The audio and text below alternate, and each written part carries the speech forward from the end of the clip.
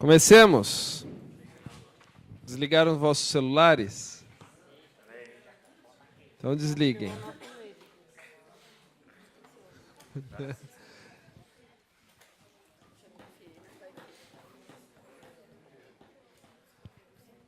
Bom, então no nosso primeiro encontro nós comentávamos um pouquinho, né, desde o início do catecismo, né, falando da primeira sessão inteira, que é a possibilidade da fé, certo? Então tivemos 2 encontros, 2 aulas, né, que retratava sobre a possibilidade da fé. O homem pode crer, não é? A fé não é algo, como eu poderia dizer, a fé não é algo absurdo, né? Não é uma coisa absurda, não é uma coisa ilógica, não é uma coisa fora, né, da nossa compreensão. Então nós vimos um pouquinho isso e encerrávamos, né, o encontro. Encerrávamos o encontro com as últimas perguntas lá, né, sobre a possibilidade de crer, como se crê, a relação entre a fé e as ciências, e assim por diante foi que a gente parou, né? Então nós vamos retomar agora, iniciando justamente a segunda sessão. Para quem tem o catecismo, pergunta 25. Não é? O credo cristão. Não é? O Yucat, o credo cristão. Se localizaram aí? Isso. Então a gente vai entrar nessa segunda sessão. Vou pedir para a gente silenciar os corações, não é? E a boca também, né? Para poder então dar sequência.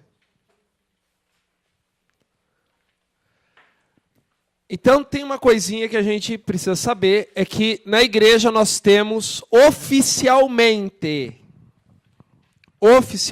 2 símbolos. 2 símbolos. Sabe o que é o símbolo, gente?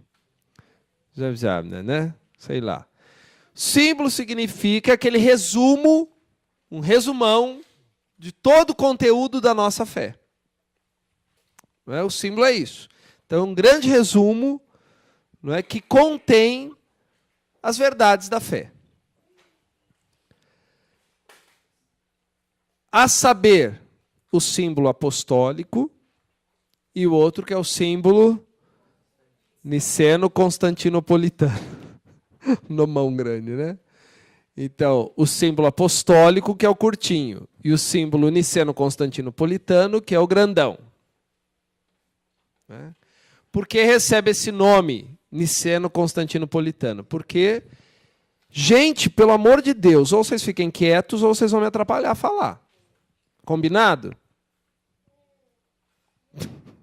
Daí, valeu. O único que pode falar é o nenê que está lá no fundo. Os outros não. Então, o símbolo niceno-constantinopolitano recebe esse nome por causa dos 2 grandes concílios da igreja, chamado Concílio de Nicéia e o Concílio de Constantinopla. São 2 cidades, não é, onde aconteceram os concílios. O que é um concílio? Uma reunião grande, não é, do colegiado da igreja. Né? Ou seja, uma reunião grande onde participa uma grande assembleia, onde participam, não é, todos os representantes da igreja, ou seja, todos os sucessores dos apóstolos, os bispos. Né? Então, isso é um concílio. O que a gente mais escuta falar ultimamente, como que chama? Vaticano II. Então, o Concílio Vaticano II é o último concílio que a gente muito escuta falar, porque tem vários documentos que partem do Concílio Vaticano II e é o mais próximo a nós, em termos cronológicos. Né? O Concílio de Nicéia e o Concílio de Constantinopla, né, foram 2 concílios grandiosos que esclareceram coisas relativas à nossa fé. Por quê? Porque ao longo do caminho vai surgindo dúvidas. Uns perguntam assim, mas será que Jesus era mesmo filho de Deus? Né? Vocês perguntaram isso? Nossa, mas será que Jesus mesmo era Deus? Outra pergunta. Né? Mas será que ele, quando nasceu, Maria continuou virgem? Mas será que... Então, todas essas perguntas que vão aparecendo, não é? Fez com que a igreja fosse obrigada a declarar universalmente em que ela crê. Ou seja, fazer um resumo da sua fé. Esse resumo está contido no símbolo apostólico e no símbolo niceno-constantinopolitano, os dois grandes símbolos. Tá? Nesse sentido, quando nós professamos ou dizemos em quem cremos, todo esse conteúdo da nossa fé está onde? No símbolo. Que vulgarmente a gente chama o credo. Não é isso que a gente chama? Agora vamos rezar o credo. Né? Não, agora vamos professar a fé. Não deixa de ser o credo, porque a primeira palavra que aparece, né, justamente é o creio. Né, em quem cremos. Né? Só uma coisa. A fé ela é professada individualmente, mas também em igreja. Por isso que o catecismo faz questão de destacar duas coisas. Eu creio e nós cremos. Né? Isso aparece a rigor dentro do catecismo no artigo 1º e no artigo 2º do capítulo 3. O artigo 1º, a partir de 144 do catecismo, e o artigo 2º, a partir do número 166. Um trata do eu creio, como a fé se professa individualmente, e o outro trata do nós cremos, como que a fé se professa em igreja. Não é? Talvez seja também importante falar isso, não é? Embora nós não tenhamos tratado, isso faz parte deveria ter feito parte da aula anterior, mas retomo hoje só para a gente entrar no assunto. Não é? Por que a fé é professada individualmente? Não é? Porque, primeiro, a fé é uma... Lembra que eu frisei isso várias vezes? A fé é uma resposta do homem a Deus que se revela. Lembram disso? Ou seja, a fé não é falar assim, então, gente, tem um trevinho de 4 folhas, olha como eu tenho fé. Olha a minha fé como é forte. Né? Toma para você também, dou um trevinho para você também, para você ter bastante sorte. Né? Ou então, para nunca faltar dinheiro na carteira, né? Precisa ganhar a nota de $1. Você não sabia disso? Né? Olha, tá vendo como é um homem cheio de fé, gente? Tem até nota de $1 na carteira para não faltar dinheiro. Né? A fé não tem nada a ver com essas coisas. Isso aí é crendice, não é? Não tem relação nenhuma com a fé. A fé verdadeiramente é uma resposta que o homem dá a Deus. Isso se dá individualmente. Porém, toda a fé e toda a profissão de fé se faz em conjunto com os irmãos. Por quê? Porque Deus desposou o seu povo. Porque Deus tem uma esposa, que é a igreja. A igreja é a esposa querida do Cristo. Não é? Então, a fé também não se faz só individualmente. Por isso seria muito egoísmo da nossa parte falar assim, estou aqui rezando pela minha salvação. Que os outros se lasquem aí, gente. Deixa ele. Né? Vocês não sabem a historinha da escadaria do Senhor do Bonfim, na Bahia? Nunca ouviram falar? Vou contar. Conhece, né, a escadaria do Senhor do Bonfim, na Bahia? Uma escadaria longa, né? Longa, as macumbeiras todo ano vão lá, né? Ela vai, lava, né? Joga água, joga... E, né?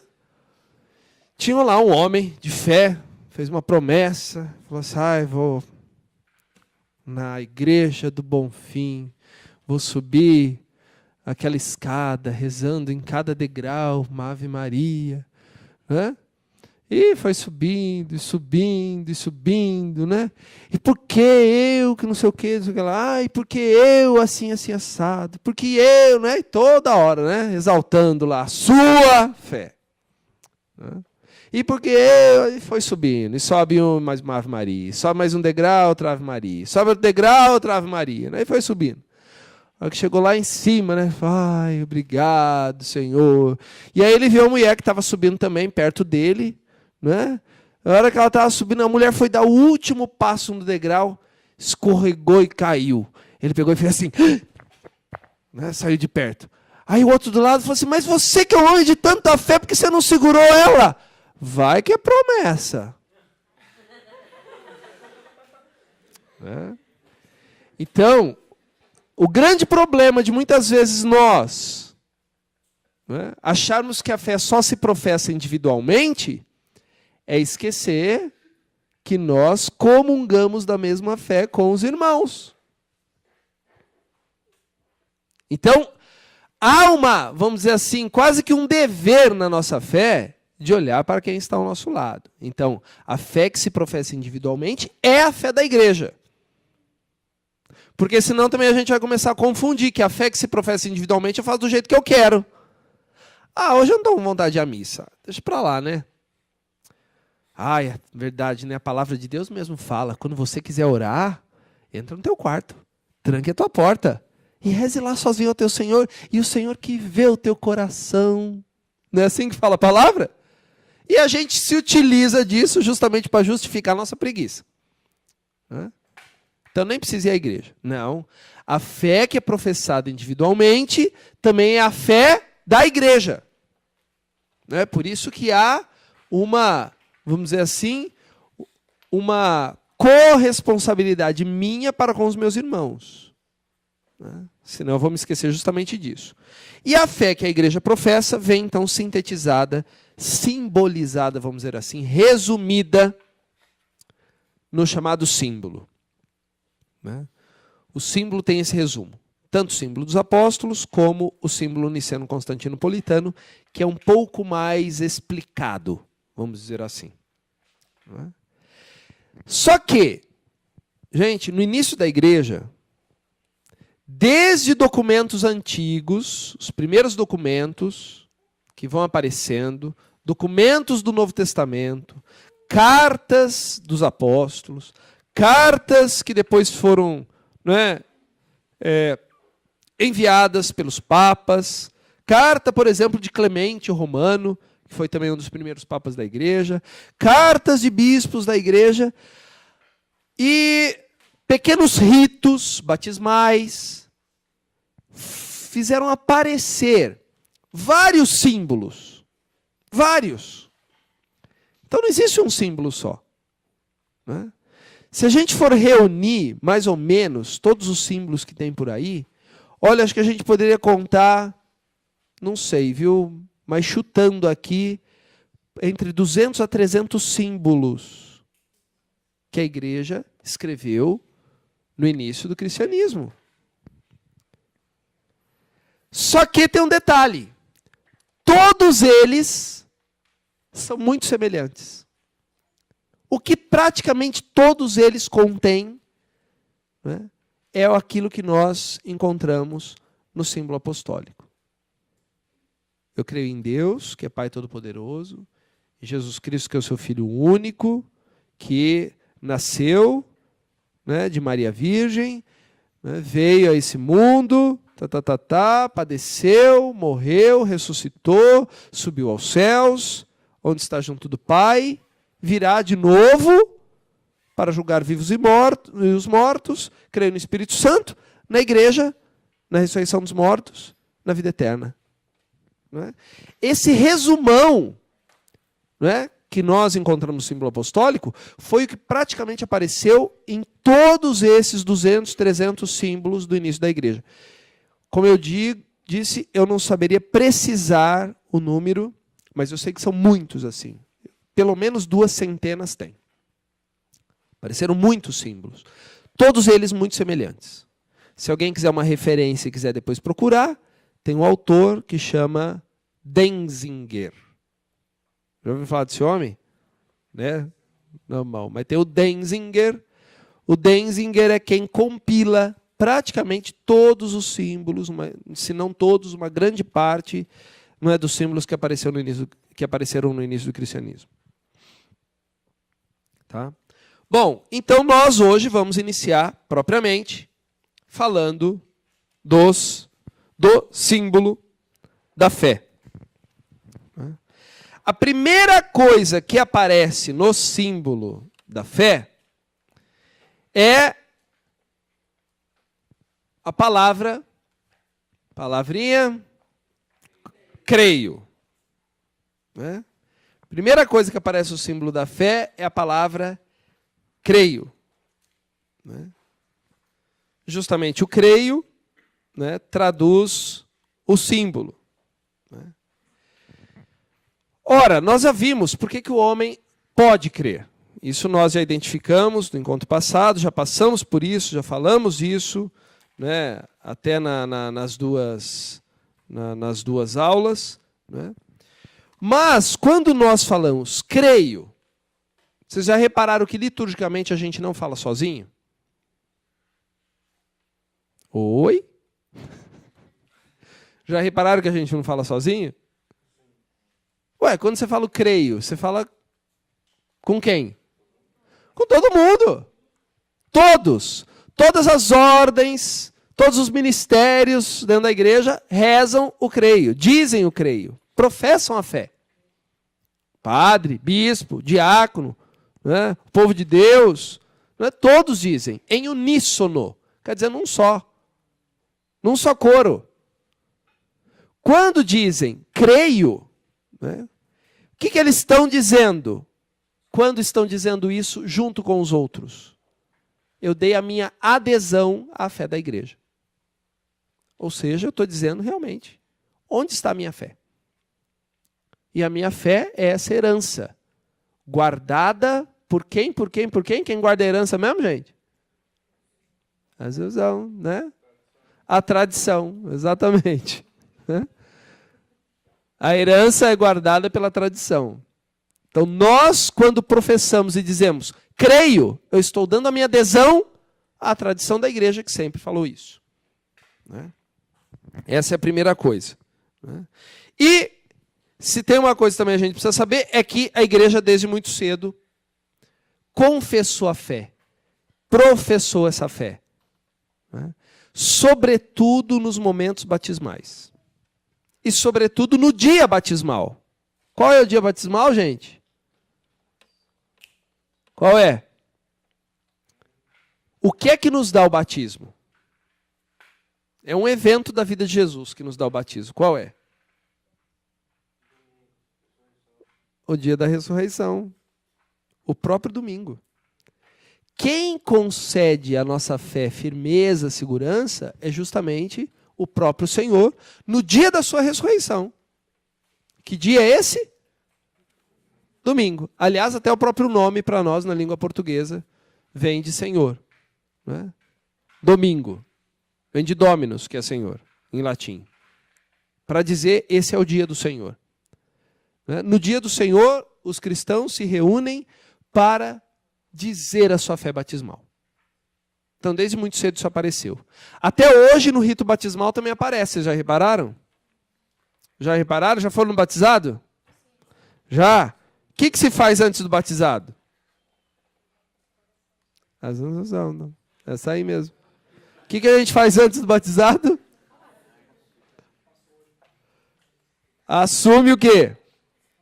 Assume a fé. Né? É perguntado lá na hora do batizado. Credes em Deus, Pai Todo-Poderoso, Criador do céu e da terra? Sim, não. Cremos também não dá. Porque não dá para eu crer no lugar do outro. Né? Olha, não se preocupe não, eu creio por mim e por você, tá? Você pode ir embora. Você já está dispensado. Eu estou fazendo a tua parte aqui. Então também não dá para dizer cremos. Né? Então, credes em Deus, Pai Todo-Poderoso, Criador do céu e da terra? Sim. Creio. Credes em Jesus Cristo, seu único Filho, nosso Senhor, que nasceu da Virgem Maria, padeceu, você subiu aos céus? Sim. Creio também. E assim vai. Antes de acontecer o batismo, nós dizemos em quem cremos. A nossa fé é reavivada naquele momento, recomposta. Então, a fé da igreja sempre foi exprimida, né, no dia que dá sentido ao nosso batismo, que é a ressurreição do Senhor, né, no dia que dá sentido ao nosso batismo, que é a ressurreição do Senhor, e no dia que é propriamente batismal, o domingo. Né? Não quer dizer que a gente não possa batizar em nenhum outro dia, mas o dia por excelência do batismo é o domingo. Realmente não é outro dia. Né? Pode se batizar o dia do dia? Pode. Porém, o dia propício para isso é o dia da ressurreição do Senhor. Né? Só para a gente, então, recordar uma palavrinha que diz São Cirilo de Jerusalém. Eu vou ler o que diz São Cirilo, que está no Catecismo, no número 186. São Cirilo diz o seguinte: esse símbolo da fé não foi elaborado segundo as opiniões humanas, mas da Escritura inteira recolheu-se o que existe de mais importante para dar, na sua totalidade, a única doutrina da fé. E assim como a semente de mostarda contém um pequeniníssimo grão, contém em um pequeniníssimo grão um grande número de ramos, da mesma forma esse resumo da fé encerra, em algumas palavras, todo o conhecimento da verdadeira piedade contida no Antigo e no Novo Testamento. Olha que interessante. Como é que ele sintetiza, como é que ele diz o significado do símbolo da fé? Dizendo que é como um grão de mostarda. Ele é tão pequeno, mas já pequeno contém o que ali? O que o grão de mostarda contém? Contém. O que o grãozinho de mostarda contém, gente? Que ele acabou de falar. Todos os ramos. Na realidade, para dizer toda a grandiosidade da árvore da mostarda, já está contido onde? Naquele pequenininho grão. O símbolo é isso. A nossa profissão de fé, o nosso símbolo, como sendo um grãozinho de mostarda, já contém toda a grandiosidade, diz ele, de tudo aquilo que é a revelação de Deus contida nas Escrituras. Ou seja, não é fruto da cabeça de ninguém. Não é fruto de uma ideia, de uma opinião humana. É fruto daquilo que a própria Escritura contém. E ele diz ainda mais, o que está contido no Antigo e no Novo Testamento. Não é? Vamos então tomar no Yucat o número, a pergunta...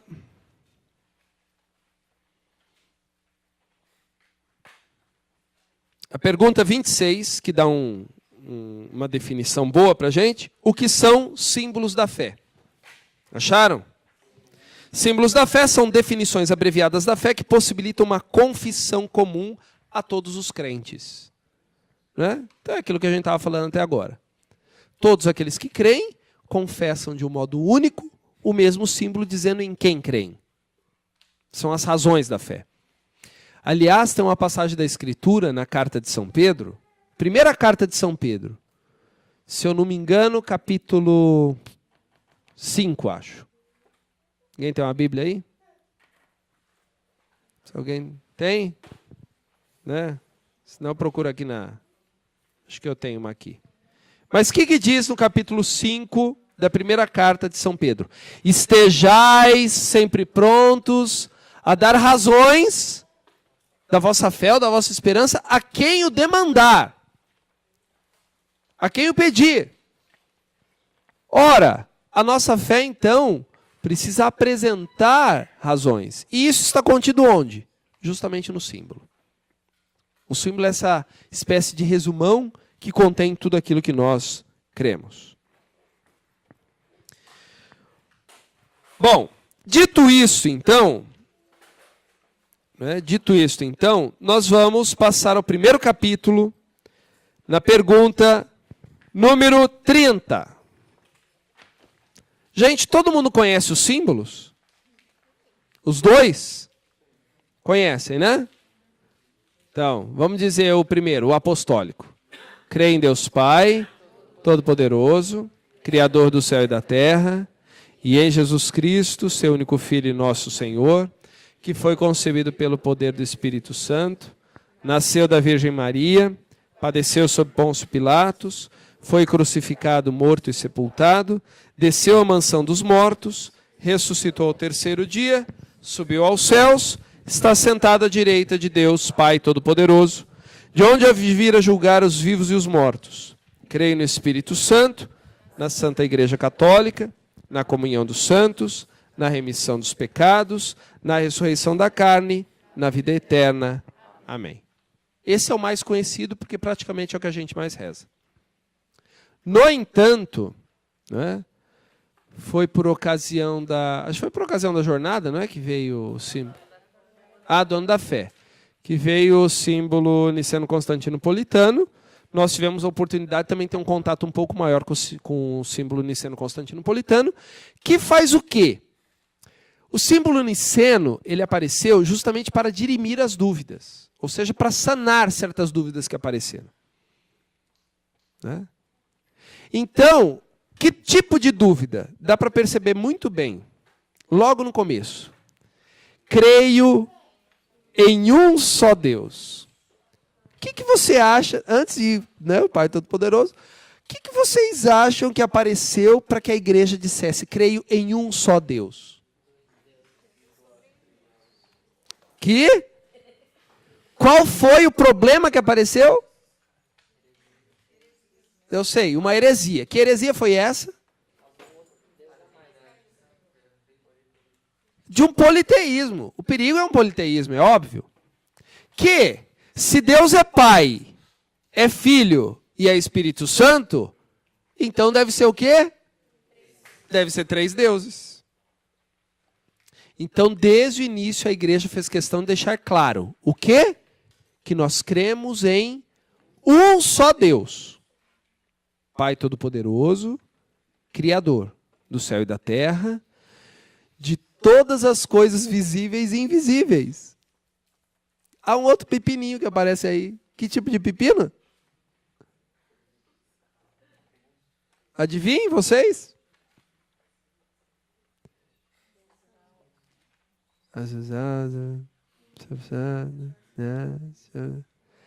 Que Deus deve ter criado realmente. Mas sabe o que Deus deve ter criado? Sabe o quê? Só isso aqui, ó, que nós vemos. Só essas coisas onde nosso olhar alcança. Deus não criou mais nada disso. Haja vista grandes heresias que atingem até hoje o nosso mundo, a igreja. Inclusive da boca de padres, bispos, seminaristas, povo de Deus, diáconos. Sabe do quê? De achar que Deus não criou coisas invisíveis. Ou seja, que Deus só criou coisas até onde a nossa visão chega. Por exemplo, quer que eu dê um exemplo? Os anjos. Mas esse negócio de anjo aí está ultrapassado, padre, imagina. Deus não criou anjo coisa nenhuma. Né? Para que Deus ia fazer anjo? Anjo para quê? Anjo, na realidade, é uma figura de linguagem. Sabe o que é uma figura de linguagem? Conta aí, Tiele, para o povo, o que é uma figura de linguagem. Né? Uma figura de linguagem, resumindo, quer dizer, é uma coisinha bonitinha que colocaram lá, mas não é de verdade. Não é de verdade. Então, os anjos nada mais é do que um mensageiro de Deus, só para não falar que é Deus mesmo. Estou falando. E está sendo gravado. Não tem medo de dizer isso também, não. Né? Há padres, bispos, seminaristas, diáconos, clérigos, povo de Deus, tudo quanto é jeito, que diz essa, né, estapafúrdia frase. Né? Infelizmente. A igreja professa claramente: creio num Deus que criou todas as coisas, visíveis e invisíveis. Dentre elas os anjos. Mas numa hora a gente chega nos anjos, que eu não vou explicar agora, porque senão vai perder a graça, né? Mas vamos lá. Né? Continuando. E o símbolo continua, né? Deus Pai Todo-Poderoso, Criador do céu e da terra, de todas as coisas visíveis e invisíveis. O que mais? Opa! Creio num só Senhor, Jesus Cristo. Há um outro pepino aí no meio. O que vocês acham que é aí no meio?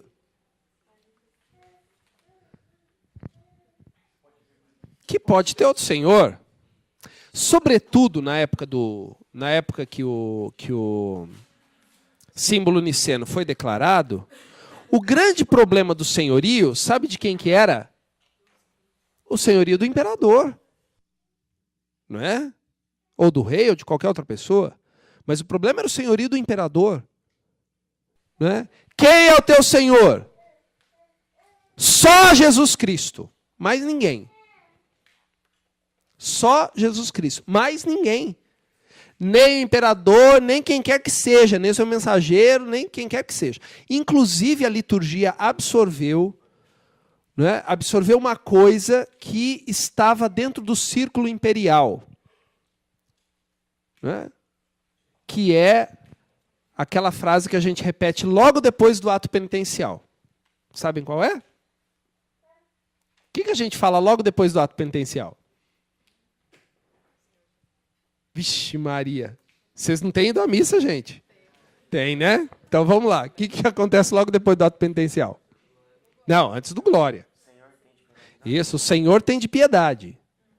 Logo depois do ato penitencial, porque primeiro tem o ato penitencial e depois tem o Senhor tem de piedade. São duas coisas diferentes, viu? Para quem não sabe. Tá?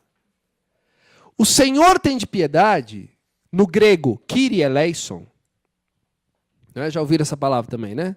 No grego se diz Kyrie eleison, Senhor tem piedade. Isso era dito ao imperador ou aos mensageiros do imperador. Todos os representantes legais do imperador. Quando alguém se deparava com algum representante legal do imperador, tinha que dizer o quê? Kyrie eleison. A igreja falou aqui para vocês, ó. A nossa fé foi edificada sobre o sangue de mártires e não foi à toa. Porque o nosso único Senhor é quem? Jesus Cristo. Então, só para a gente ter ideia, né? Então, os pepinos aí. E aí continua. Quem um só Senhor? Jesus Cristo. Filho unigênito de Deus. Ou seja, Deus não tem outro filho. Você está achando que você é filho. Você acha que é facinho assim. Desse jeito. Aqui para você, ó. Não vem que não é facinho também, não. Viu? O único filho de Deus é quem? Jesus. Não há outro. Ai, mas eu não sou. Pior ainda, gente. Ó, pior ainda. O dia que eu fui, né, dar uma palestra, uma vez, para um grupo lá na Groenlândia, que eu parei de frequentar a Sibéria ultimamente. Então, quando eu fui dar uma palestra lá na Groenlândia, que eu falei assim, vocês sabiam que a gente se torna filho pelo batismo? Que antes do batismo a gente não é filho? Ai! Como? Meu filho não foi batizado ainda, você está falando que ele não é filho de Deus? Eu falei, tô. Não é. E não é mesmo. Não é. Sinto muito. Ah, não?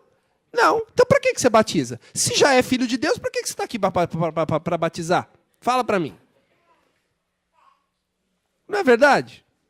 Então, não é. Teu filho já é batizado? Ufa, hein?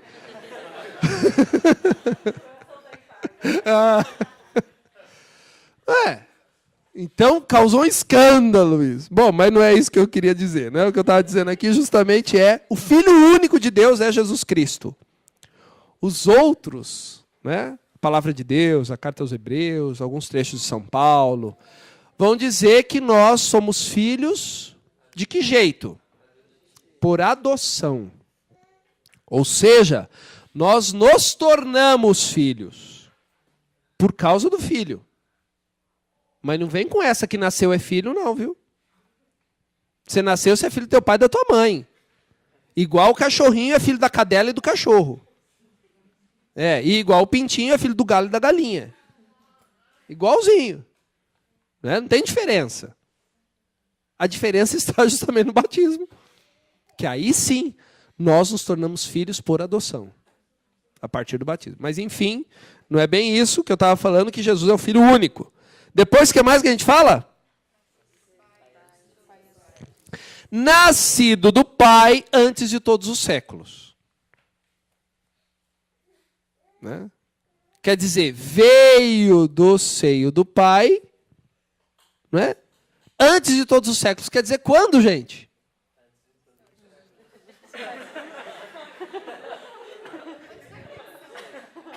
E o que significa antes de todos os séculos? Não é bem desde sempre. Não é? Porque quando a gente fala desde sempre, tem uma coisinha contida aí nesse meio. já existe alguma coisa, que é o tempo. Antes de todos os séculos significa o quê? Quando não tinha tempo ainda. Quando não tinha tempo. Fora do tempo, o filho já é filho. Né? Por que isso? Porque também teve outro pepino. Por que eu estou afirmando, então, por que a igreja vai afirmar que Jesus nasceu do Pai antes de todos os séculos? Vocês acham que estava correndo o quê, gente, no meio da igreja? Qual era o zum, zum, zum que se falava? Que primeiro veio o Pai e depois, num tempo, veio quando? O Filho. E não é isso. Então houve quem também dissesse isso. A igreja precisou esclarecer. Continua, sequência. Deus de Deus, luz da luz, Deus verdadeiro de Deus verdadeiro. Ponto. Ué, olha só, gente. O que vocês acham que está aí também como pepino? Deus de Deus. Está falando de quem mesmo? Está falando de Jesus. Então está falando que Jesus é o quê? É Deus de quem? De Deus. O que vocês acham que está por detrás disso? O que vocês acham que andavam falando por aí também? Que Jesus deve ser de uma outra substância. Oxe, é? Que Jesus deve ser de alguma outra substância. Luz da luz, quer dizer, igualzinho. Jesus é tanto Deus como quem? Como Deus, como o Pai. Jesus é tanto luz como quem? Como Deus, que é a luz. Jesus é tanto Deus verdadeiro como quem? Como Deus verdadeiro. E aí que veio a grande diferença para que se explicasse na igreja. Falou o que de Jesus? Sequência? Gerado, não criado. A igreja distinguiu uma coisa de maneira inédita, pela primeira vez que foi distinguir o que é geração e o que é criação. Tá? Mas isso também a gente vai tratar mais para frente. Geração não é criação. A geração é feito do próprio ser. A criação é um outro ser diferente desse. Entende? Só para a gente entender, né? Senão daqui a pouco o povo está balançando a cabeça. Né? Só para a gente entender assim. Né? Imagine que eu faço aqui uma escultura. Peguei uma pedra de mármore e estou fazendo uma escultura. A escultura é minha? Pelo amor de Deus, gente. Isso. Né? Não peguei de ninguém. Eu estou fazendo, o bloco é meu, eu que fiz com as minhas próprias mãos. A escultura é minha? É. Mas, aquilo de que é feita a escultura é o mesmo que é feito, do que sou feito eu? Não. E se eu fizesse um outro igual a mim na escultura? Meu Deus. Não, porque a escultura é uma outra coisa. Não sou eu. Entendeu? A criação é isso. Deus, quando cria, faz um outro ser diferente dele. Quando gera, é um outro que é dele mesmo. Deu para entender? Mas isso a gente vai depois explorar mais acuradamente, porque isso é o curso inteiro. Não é? Só uma pergunta. Que agora sim você falou. Quem não quer calar? Jesus Posso perguntar? Não, que você falou porque a gente ouve e seria absurdo, então, quando falam que Deus viu que a situação estava feia aqui, aí criou e mandou Jesus. Isso é absurdo. Nossa, então. Totalmente absurdo. Totalmente absurdo.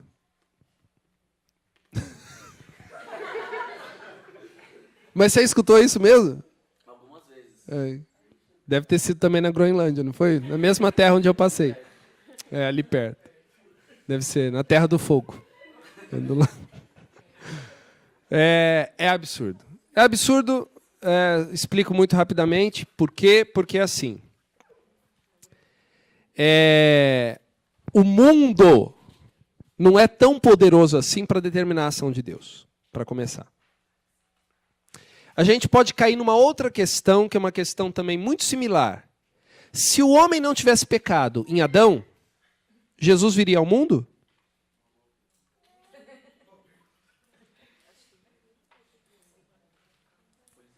Pois é. É uma pergunta muito semelhante. Por quê? Porque a gente acha que as ações humanas determinaram a ação divina. Gente, é justo o contrário. Mas... Então, mas você acha que no paraíso ele conhecia Deus inteiramente? Nossa, foi só fazer uma perguntinha dessa? Todo mundo quer perguntar agora? Fala. Não, porque na sequência de Páscoa, fala, ocupa tão feliz que é merecido a graça de um tão grande Redentor. Isso mesmo. Então, se não fosse a culpa, não teríamos um Redentor, porque não teria o que redimir. Então, vamos lá. Primeiro é assim. Deus haveria de se revelar de qualquer maneira. Só não dá para a gente saber como. Certo? Jesus Cristo é o ápice da revelação. Então, haveria revelação de qualquer maneira se não houvesse queda. No entanto, há queda. O que a igreja declara, então? Publicamente, que realmente aquela culpa de Adão tornou-se feliz em Jesus Cristo. Assim como Jesus Cristo também é conhecido como novo Adão. Também não é na sequência, é na vigília, é na proclamação da Páscoa por ocasião do Sábado Santo. Oi? Sim. Sim, sim. Deus se revela em Jesus Cristo, mas não para redimir a humanidade, porque não pecou, mas ela pecou, então Precisa da redenção. Não é?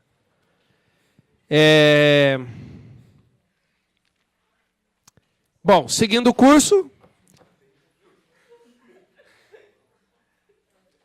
Foi, Lucas? Ah, tá.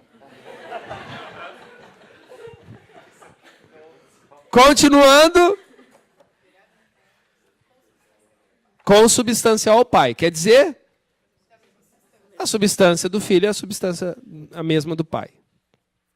Por ele, todas as coisas foram feitas. E por nós, homens, para a nossa salvação, desceu dos céus.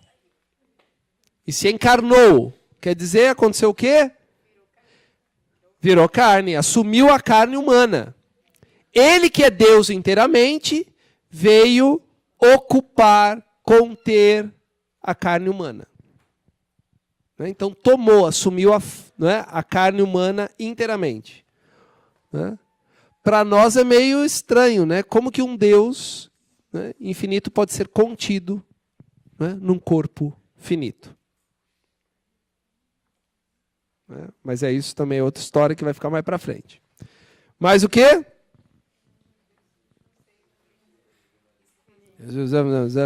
Desceu dos céus. Isso, enganou pelo Espírito Santo, no seio da Virgem Maria, e se fez homem. Ou seja, a encarnação se dá por uma ação divina. Não é por uma ação humana, como escreve José Saramago, né? Grande ateu do século XX e XXI. Né? E o povo gosta bastante do seu livro, né? Ai, que é uma maravilha, ai, que não sei o quê, né? E não percebe as heresias que estão contidas dentro. Né? Uma delas é essa. Ah, que Maria foi dar uma voltinha, encontrou um porteiro, né? Deu uma saidinha com ele. Né? Para quem lê o Evangelho segundo Jesus Cristo, sabe. Né? Não vou ficar aqui também fazendo propaganda de livro alheio. Né?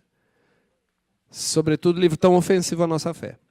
Né? Mas isso é uma das histórias. Né? Imagina, Deus não pode fazer uma coisa sem a ação humana. Ah, não? Já fez quando criou. Como é que não pode? Né? Então, só para começar a nossa história. Bom, continuando. Também por nós, ou seja, somado a tudo isso o quê? Tudo isso que a gente acabou de dizer. Ele é Deus de Deus, é luz da luz, Deus verdadeiro de Deus verdadeiro, foi gerado, não criado, da mesma substância do Pai, foi por ele que tudo foi feito. Né? A criação acontece por causa do filho. Né? Não vai pensar que era o playground, né, dele, né? O filho não tinha onde brincar, aí o pai foi lá e fez o quê? O mundo, né? Que é capaz de a gente começar a achar que é isso, né? Então, somado a tudo isso, também, por nós, foi crucificado. Foi crucificado por uma pessoa em específico. Quem? Pôncio Pilatos. Por que o símbolo da fé dá uma importância tão grande a Pôncio Pilatos? Falar que é porque ele é um personagem histórico Forte. É possível provar que ele existiu. Isso. Existiu historicamente, segundo todas as fontes, segundo documentos, inclusive. Mas só por isso? Há uma razão de fé. Há uma razão de fé que está incluída aí em Pôncio Pilatos. É o poder. O poder que estava nas suas mãos de fazer qualquer coisa pela humanidade. Tanto que ele não queria fazer muita coisa, né? Ai, mas olha, eu não estou encontrando nada em você, mas o povo anda falando umas coisas aí. Estou ficando meio preocupado, eles vão se revoltar, vão se rebelar. Vai ser o fim do meu governo. A última coisa que um governante quer, é ver problema no seu governo. Né? A última. Pôncio Pilatos não foi diferente. Né? Então, também há uma razão de fé incluída nisso. O que mais? Isso, padeceu, foi sepultado, ressuscitou ao terceiro dia, conforme as Escrituras. Não foi uma invenção humana. Quem diz isso? Que é quem? As Escrituras. No Antigo e no Novo Testamento. O que mais?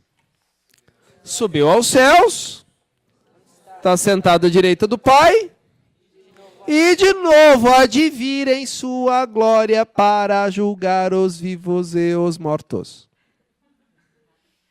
Não é? Ou seja, nós professamos um meio tempo que está entre a ascensão do Senhor e a segunda vinda. A igreja vive no tempo entre a ascensão do Senhor e a segunda vinda. Nós conhecemos a Cristo, sabemos que Ele está junto do Pai e há de vir julgar. Né? Há de vir para julgar. O juízo não aconteceu ainda? Não? Mas como é que o povo fala que morre, tem juízo? Como é que isso acontece? Vocês nunca escutaram isso? Morreu, vai lá, julga as obras. Fala. Tem uma passagem na Bíblia, né, que fala assim que o ser humano morre uma vez e logo em seguida já vem o juízo, o julgamento. Então, assim, você fica meio que entendendo que Já aconteceu. é uma coisa que você morre e pá, tá lá. Morre, pá, tá lá. Tá lá onde? Né?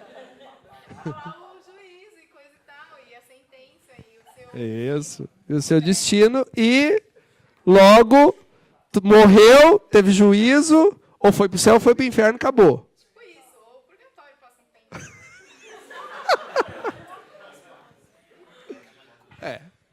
Vamos deixando esses problemas aí.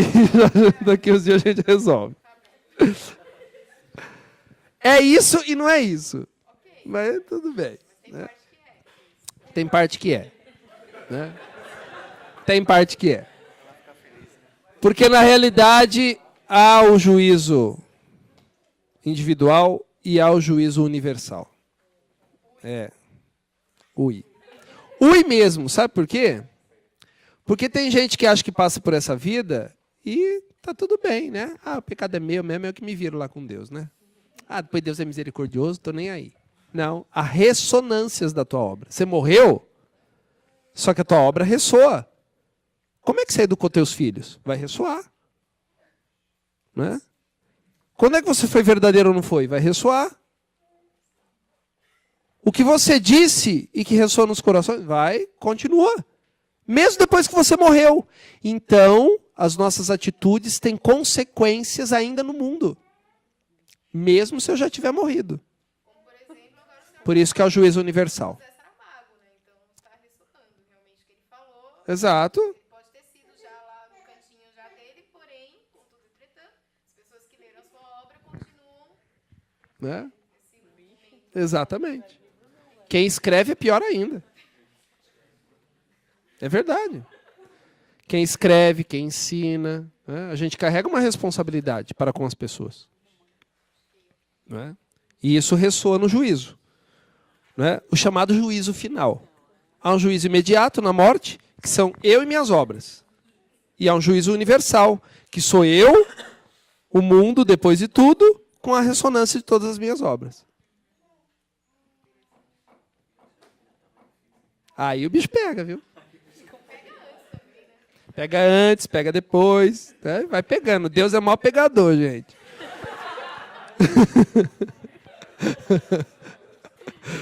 Mas, padre,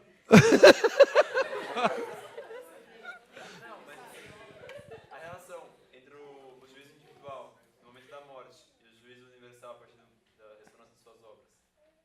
O que acontece nesse tempo? Nesse meio? Purgatório. É o purgatório. Né? Hã? Quem foi aprovado é ótimo. Ao purgatório. Verdadeiramente ao purgatório. Né? Como eu dizia em relação às coisas invisíveis, digo também quanto ao purgatório. Né? Há padres, bispos, diáconos, tudo quanto é tipo de ordem, gente no mundo. Né? Também acho que né? Tem nada não. Né? Isso é conto da carochinha. Né?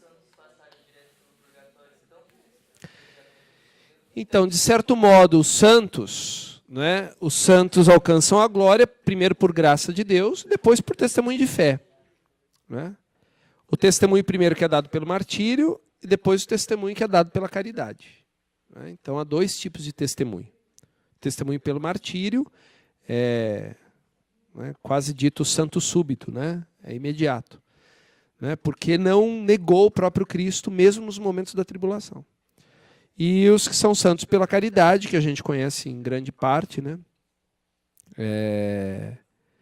Que são associados também aos céus, né? Por já terem dito e sido, vamos dizer, perfeitos em relação à fé que confessam. Né? Ou santos confessores também a gente chama. Né?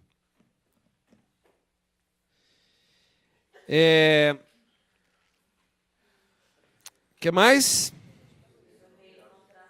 O seu reino não terá fim, né? Porque aí sim é eterno.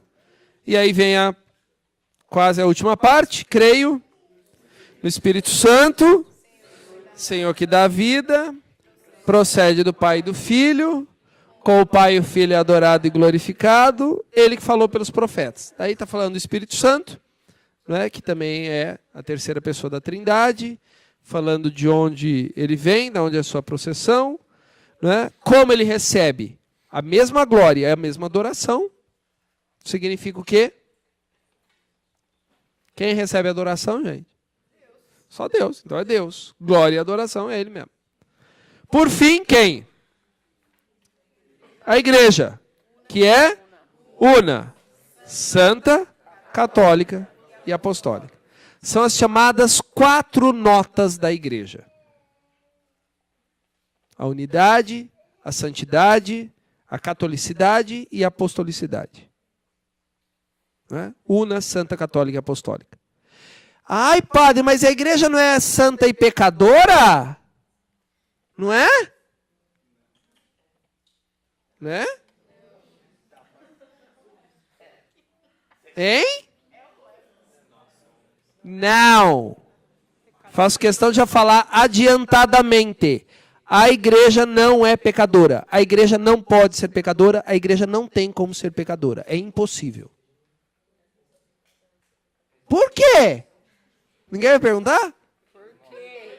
Isso aí, né? Porque a cabeça que comanda a igreja não peca. Não é a tua cabeça que manda no teu corpo? Não é? Hein? Sim. Então a cabeça não peca. Quem é a cabeça da igreja? Cristo. Então, dizer igreja santa e pecadora, quando vocês pegarem o folheto e às vezes ver uma prece assim, rezemos pela igreja santa e pecadora. Dá um grito na igreja. Opa, opa, opa, não é não. Não tem. Isso é outra heresia que se publica com a fé. Outra heresia. Por quê? Vou dizer por quê, hein? Já digo antecipadamente, antes de entrar nessa parte.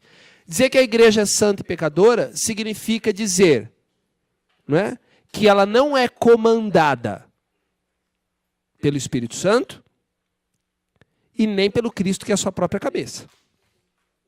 Ou pior, é dizer que ou Cristo ou o Espírito Santo são pecadores. Gente, será que não dá para parar e pensar um pouquinho? Não, às vezes a gente fala da boca para fora e não pensa. A igreja não é só formada de membros visíveis. Não é? A igreja é formada por esses membros, não é? Por sua cabeça, que é Cristo. E dizer que a igreja é pecadora significa dizer que aquele que, não é, estabelece a vontade da igreja é pecador. Exatamente. Então não preciso ir muito além, né? Para dizer isso. É heresia? É. Quer uma heresia maior que essa? Dizer que o Cristo é pecador? Então, né? Ponto. Né? Só para lembrar isso. Mas o que?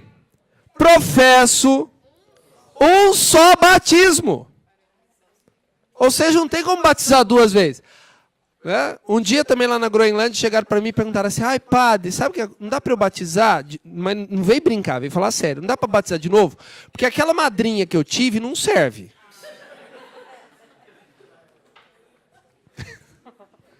Aquela madrinha que eu tive não serviu. Ai, ela foi para não sei onde, né? Mudou, tá em outra religião, né? Tem outros papos aí na vida dela, né? Então não dá. O batismo é um só. Ah, eu fui batizado, né, na maternidade. Quero batizar aqui na igreja agora. Não, já foi batizada. O batismo é um só. Né? Faz os ritos complementares, mas batizar de novo não dá. Tá? Então, só para recordar isso. Professo um só batismo para remissão dos pecados. Ou seja, só há remissão dos pecados pelo batismo. Né? Que mais? Espero a ressurreição dos mortos e a vida do mundo que há de vir. Ou seja, nós declaramos onde está a nossa esperança. Amém.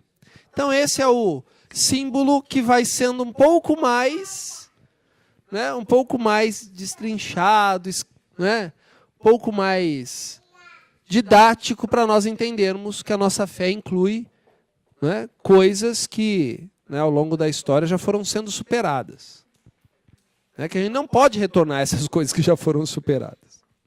Tá bom? Aí estão então os dois símbolos. Bom, entramos então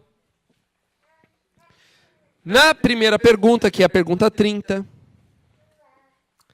Por que cremos em um só Deus? De certo modo já respondi um pouco antes, né? Primeiro porque a Sagrada Escritura já diz, inclusive no livro de Deuteronômio, né, no convite, ouve Israel. Há um só Deus. Deus é um. Há um só Deus. Portanto, não terás outros deuses, papapá, etc, etc, etc, etc. Ou seja, não são vários deuses. Há um só Deus. Né? E ter um só Deus significa ter aquele e reconhecer nele o único. O único, quer dizer, o soberano, o maior, para onde a minha vida converge, de onde a minha vida procede. Né? Então aí está a noção de um só Deus.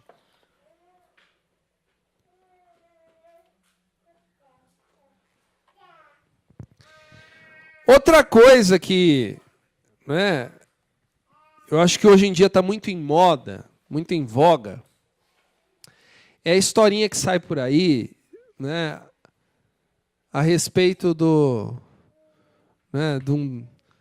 de um ser espiritual. Nos fala mais Deus, né? Falar Deus é proibido, né? Mas há um ser maior,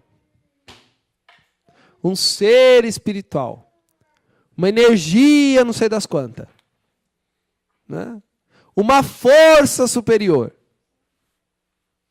Vocês nunca escutaram isso? Todo santo dia. E às vezes até da boca, às vezes até da boca, né, de quem está conosco todos os dias, talvez até na igreja. Parece que tem medo de falar Deus. Parece que é pecado falar Deus. É essa a impressão que eu tenho. Acho que é pecado falar Deus. Não, falar Deus vai dar problema. Ah, então, padre, sabe esse ser superior? Que ser superior, gente? Né? Quem é o ser superior? Deus se apresentou e se revelou concedendo ao seu povo um nome. Não foi isso? Ele se apresentou com um nome. Tá certo que o povo sempre se sentiu, o povo de Deus, nas Escrituras, sentiram-se indignos de proclamar o nome de Deus. Por isso que nós não proclamamos. Aquele tetragrama, aquelas 4 letras sagradas que resumem o nome de Deus, né? No fundo nós não proclamamos. Mas os judeus se referem a Deus, sabe como eles se referem a Deus? Sabem? Como Adonai. Nunca escutaram essa palavra? O Adonai. Sabe o que é o Adonai? Senhor. Então, ao invés de dizer o nome de Deus, dizem Adonai. Mas é claro, quando a gente lê a Bíblia, lê as Escrituras, volta e meia aparece o nome dele mesmo. Está lá o nome, está lá o tetragrama sagrado. Porém, por respeito, né, inclusive às nossas origens judaicas, por respeito, nós não proclamamos o nome de Deus. E até hoje, falamos e usamos no lugar o nome Senhor. Deus verdadeiramente é o Senhor. E depois Jesus Cristo é o Senhor. E não foi descoberto agora há pouco tempo, não. Então ele se revela com um nome. Justamente para a gente nos referir a ele como uma coisa qualquer. Ele não é qualquer um. Não é uma coisa. E não é energia. Pelo contrário, ele é o criador da energia. Ele não é uma força. Pelo contrário, ele é o criador da força. Ele não é um ser superior. Pelo contrário, ele criou seres superiores. Né? Então não é isso. Ele tem um nome. O nome justamente é para mostrar a proximidade que Deus quer ter do seu povo. Deus se apresenta com um nome porque ele quer ser próximo do seu povo. E o catecismo nos recorda isso. Lá na pergunta número 31, quando ele fala por que Deus se apresenta com um nome.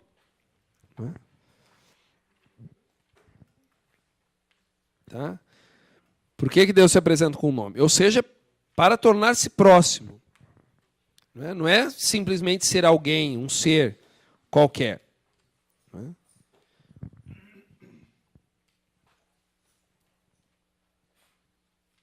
Bom, a pergunta que já tinha passado anteriormente é: se Deus é Pai, é Filho e é Espírito Santo, são 3 deuses? Não. Né? A gente já sabe que não mesmo. É um único Deus. Ou seja, aquilo que foi proclamado no livro de Deuteronômio: ouve Israel, o Senhor nosso Deus é um. Aquilo que foi proclamado no livro de Deuteronômio permanece. O livro de Deuteronômio não disse: ouve Israel, o Senhor nosso Deus são 3. 3 em 1. É anticaspa, condicionador, né? E... Não. Deus é um. Né? Não 3. Né? Não são 3 contidos num só lugar. Porque, embora o exemplo pareça meio esdrúxulo, né? Embora pareça meio esdrúxulo, né? Vou dizer bem, por que não dá para ser como o 3 em 1 do shampoo anticaspa e condicionador ao mesmo tempo? Por quê? A fórmula do shampoo é uma, que é um detergente. Você sabe que shampoo é um detergente, gente? É. Quem não sabe, fica sabendo. É um detergente. Quando você olha lá no rótulo, está escrito lá, lauril sulfato, sulfonato de éter, não sei das quantas. Aquilo lá é o composto detergente. Olha ele e olha o rótulo do detergente, igualzinho. Do sabão em pó, mesma coisa. Né? Tá lá. Então põe um detergente. Depois põe junto uma outra coisa, que é quem? O condicionador. Que normalmente é a base, né, dessas coisas glicerinadas aí, que, né, para deixar aquela impressão amaciante. Né? Exatamente. Né? É uma outra coisa. E o anticaspa, que é uma outra coisa ainda. Né? Vocês sabem, para quem não sabe, anticaspa é a mesma coisa que se usa para micose. É! Verdade! Né? É um antimicótico. Então eles misturam um antimicótico, que é uma coisa. Né? O condicionador, né, que é um glicerinado, que é uma outra coisa. E mistura o detergente, que é uma outra coisa. E aí faz 3 em 1. Mas no fundo são o quê? São 3. Você foi lá, bateu e ficou tudo a mesma coisa. É isso que fizeram no 3 em 1. Deus não é assim. Né?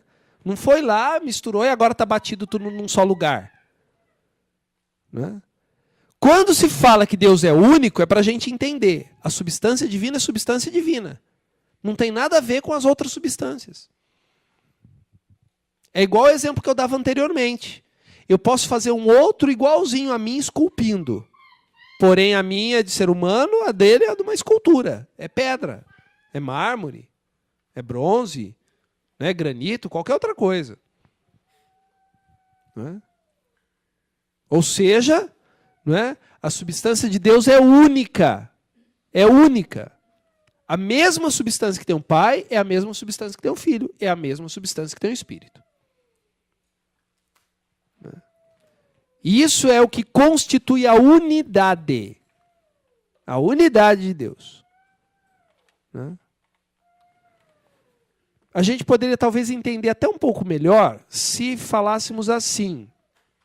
Isso é só para entender, mas não quer dizer que é do mesmo jeito. O que faz você ser ser humano é a mesma substância que faz eu, o Joaquim, José, a Maria, a Antônia, ser humano do mesmo jeito. Deu para entender? Hello? Sim. Então tá bom. Então a substância divina é uma só. Por isso que ele é um único Deus. E não 3 deuses. Tá?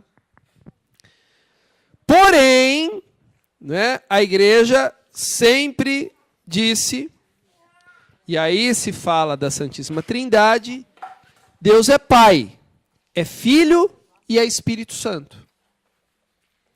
Ou seja, o Pai não se confunde com o Filho. Porque senão Pai e Filho seriam o quê? A mesma coisa. Pai é a mesma coisa que o Filho? Não. Então não é a mesma coisa. Filho não é a mesma coisa que o Espírito Santo? Também não. Então, né, o que existe no interior da pessoa divina, ou da substância divina, né, são chamadas 3 naturezas. O que é uma natureza? É o que, vamos dizer, individua. É o que faz você ser você, eu ser eu, o outro ser o outro. Embora todos nós tenhamos a mesma substância humana. Deu para entender ou não ainda? Eu posso esclarecer melhor. Entenderam? Sim. Então tá bom. Então veja, não é? Deus é Deus porque tem a mesma substância. Porém, 3 diferentes pessoas. Ou seja, coisas que os individua. O Pai não é o Filho não é o Espírito Santo não é o Pai nem o Filho, e assim por diante. Houve um problema ao longo da história da salvação, não é? Ao longo da nossa história cristã, que foi um problema que apareceu do seguinte modo. Inclusive tem uma musiquinha que de vez em quando aparece, lá na Groenlândia também, né? Que é uma musiquinha assim. E Deus Pai foi Pai na criação, e foi de um outro jeito na redenção, e agora está o Espírito. Eu não se lembro direito a musiquinha, mas é mais ou menos assim. Né? Música herética, de marca maior. Sabe como chama essa heresia? Sabe, gente? Ao longo da história, essa heresia recebeu o nome de modalismo. O que é o modalismo? Deus é um só, logo ele não pode ser 3, então ele foi mostrando cada tempo um modo dele. Ou seja, Deus tem um aspecto agora. Como que é o aspecto dele? Pai. Agora ele é o pai, né? O papai. Depois, ele sumiu, desapareceu, ficou azucrinando o ouvido dos profetas, né?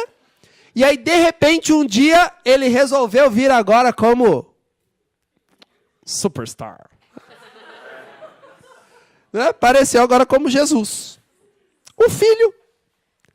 E aí, ele desapareceu de novo, e de repente ele apareceu como quem? Como Espírito Santo. E nunca mais deixou a igreja. E agora a gente só está com o Espírito Santo.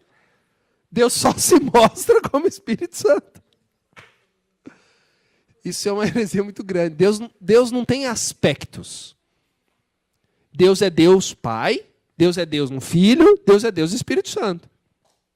São pessoas, um não se confunde com o outro. E o Pai só existe por causa... Só tem pai quando tem o quê? Quando tem filho. Né? E o vínculo que une pai e filho é uma outra pessoa, que é o Espírito Santo. Entende? Então são 3 pessoas mesmo. Né? 3 pessoas mesmo. Junto com isso apareceu uma outra heresia, vou contar rapidinho para vocês. Né? Uma heresia para dizer que, no fundo, Deus é pai. Os outros 2 são subalternos. Deus é meio empregado, né? Aliás, Jesus é meio empregado, então ele veio porque o Pai mandou. Logo, ele não é bem Deus, ele é um semideus, né? Um subdeus, né? Essa é uma outra heresia, que também aparece por volta do século III, IV. Mas ela reaparece hoje. Sabe onde reaparece essa heresia? Sabe onde? Não. Nos TJ. Os testemunhos de Jeová são, não é? Professa esse tipo de coisa. Quem nunca teve a oportunidade de conversar com eles, né? Quem já teve, mas eles falam isso. Jesus não é Deus. Jesus é alguém que foi mandado por Deus, é diferente. Como ele foi mandado por Deus, ele não pode ser Deus. Deus é um só, e Deus é o Pai, não é? E ele manda Jesus para fazer o trabalho sujo. Entendeu? Então ele não tem poder, ele é um semideus. Ou seja, ele tem um poderzinho pela metade. Não. Né? Deus é Deus por inteiro. Onde está o Pai, está o Filho. Onde está o Filho, está o Espírito Santo. Né? Então, essa é outra. Né? Junto com isso, estou falando todas as heresias trinitárias. Junto com isso, uma outra heresia que quer inverter os papéis ou recompor os papéis. Né? Por exemplo, Quem é que morre na cruz? Jesus. Né? Não é Jesus? Isso. Não foi o Espírito Santo que foi crucificado. Igual tem uns crucifixos por aí com o Espírito com a pomba crucificada. Né? Não adianta esconder agora de mim, não, hein? Quem morreu na cruz foi Jesus, que é homem inteiro e é Deus inteiro. A gente ainda vai chegar no que significa ser homem inteiro e Deus inteiro. Mas quem morre é Ele. Não foi o Pai que morreu na cruz, e nem foi o Espírito Santo. Sabiam? E há quem queira dizer que, no fundo, né, quando Jesus morre... Quer que eu dê uma pausa, Pepe? Quando Jesus morre, quem morre é o Pai. Não, o Pai não morre. O Pai não morre na cruz. Quem morre na cruz é Jesus. Tá? Então isso precisa ficar bem claro. É outra heresia trinitária, né, que muitas vezes também aparece aí nos nossos círculos. Né? Enfim. Né? Tô vendo aqui, Guilherme. Né, não me lembro mais. Né, acho que também não é a gente ficar falando todas as heresias. Né, ela ajuda para nós compreendermos, mas também não é o nosso objetivo nem o mais importante aqui. Tá? Oi.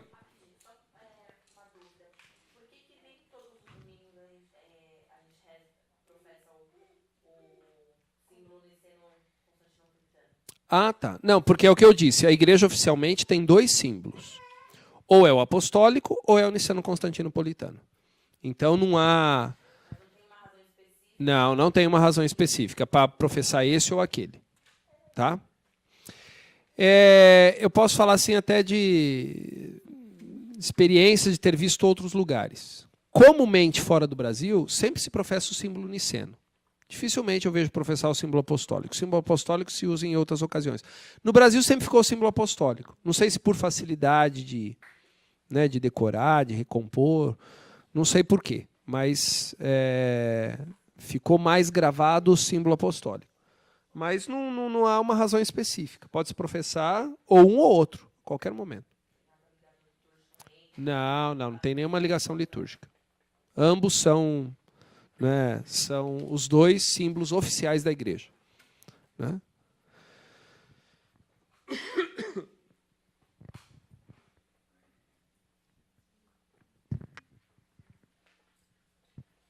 Ainda tem um tempinho, né? Tem, Guilherme? Não é até às 9?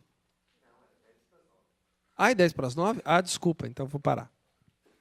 Parei, gente. É verdade que era 10 para as 9 mesmo?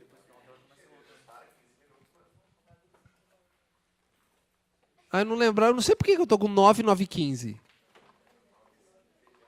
Entendi, então tá bom, parei.